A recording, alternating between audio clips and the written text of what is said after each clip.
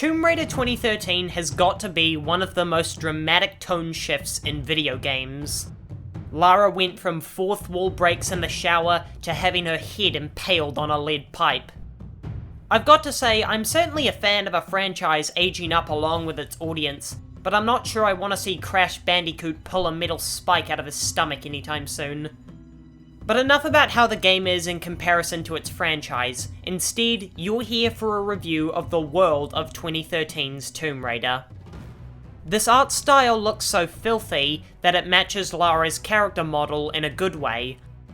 Lara spends most of the game covered in the blood of her enemies and smeared in mud and dirt from her falls. The art style really establishes that this isn't some tropical paradise off the coast of Japan. Instead, this place is hell on earth. Although, I could just be making excuses for the drear brown and grey syndrome of the Xbox 360 and PlayStation 3 era of games. I love how the filth of the island feels like it's choking you, and you can barely breathe through all the grime it tries to lay on top of you. This feeling is significantly heightened in the tombs or caves when the camera pulls in as compact as it can go, making the air feel tighter in your throat as you crawl through these perilous passages. Another great way the game uses claustrophobia is in its arenas. You'll most often be fighting a small group of enemies, but in an even smaller space, making it very hard not to get caught with so few places to hide. All of what I've mentioned so far is what feeds into the theme of the entire game: desperation. The struggle to keep surviving in this unforgiving nightmare. The way this is shown in the world design is in several ways. First, as I said before, the level design is laid out to get you caught, with not many places to move around in the shadows. The developers want you to get caught, and they want you to panic. It's a shame that they made Lara a devastating killing machine. That upsets the balance a bit, but I'm drifting into gameplay talk. Desperation is also shown visually in many locations, but I want to highlight Shantytown as a critical example. The entire village is built from scrap and junk from other wrecks.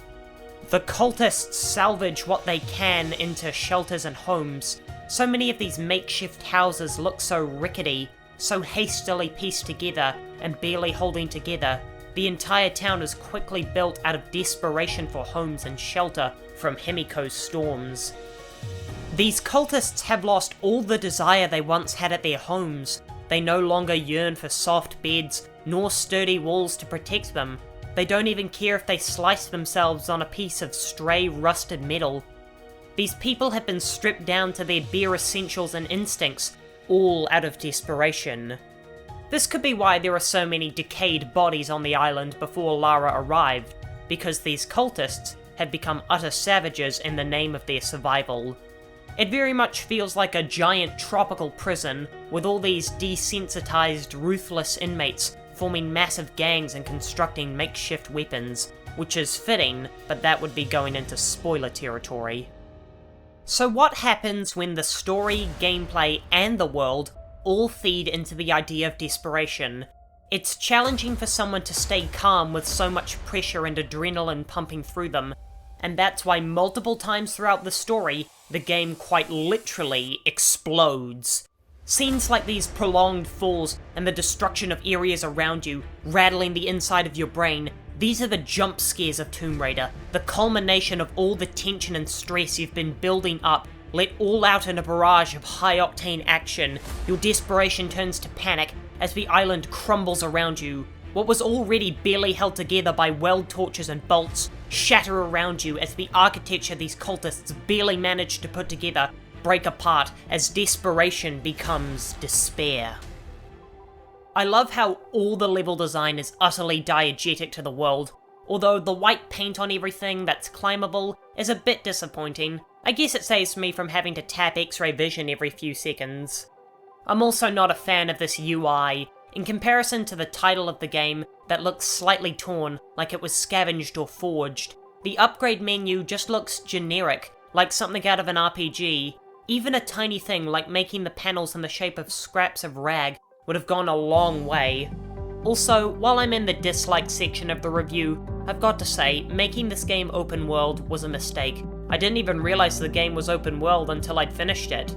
I assumed that since half the locations I'd been to were left in rubble, the only way was forwards, and I feel no motivation to explore this island when presented in this linear fashion. It's like if Grand Theft Auto 3 was one street with many tiny alleyways you could go down, instead of a big city to discover. I can't help but feel like the game could have been longer if the developers didn't spend their time making the game more replayable. We could have had some more fantastic levels.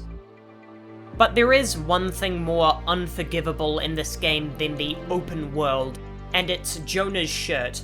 Make no mistake, I don't care about rugby, but as a New Zealander, I feel I have to say something, and NPC design does fall under the category of world design.